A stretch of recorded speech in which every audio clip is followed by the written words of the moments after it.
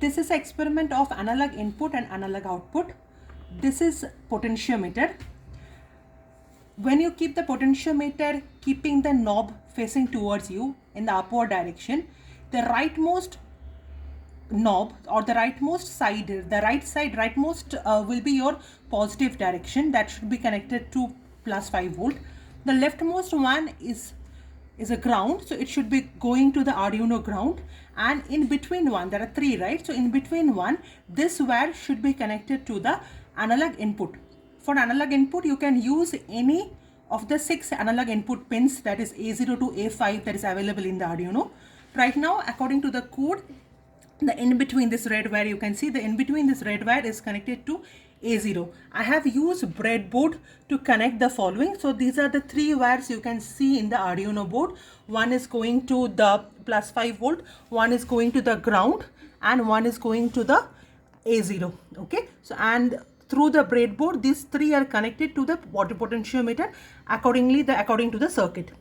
Also, we have the LED which is connected to analog output pin or PWM pin, that is pin number 9 for the positive terminal, and ground for the LED negative terminal.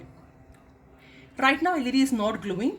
You can see in the serial monitor both the sensor output and the output that we are actually writing to the LED for the analog write procedure, that is also 0. So LED is not glowing. Okay, so now let us see the LED. So I am just rotating the potentiometer. As I am rotating the potentiometer, LED is continuously glowing and the values are also increasing. Can you see the values are also increasing? So this is a sensor and it should be going up to 1023, and this is the output which will be going up to 255, okay, at the maximum. So let me just rotate it now to the opposite direction now.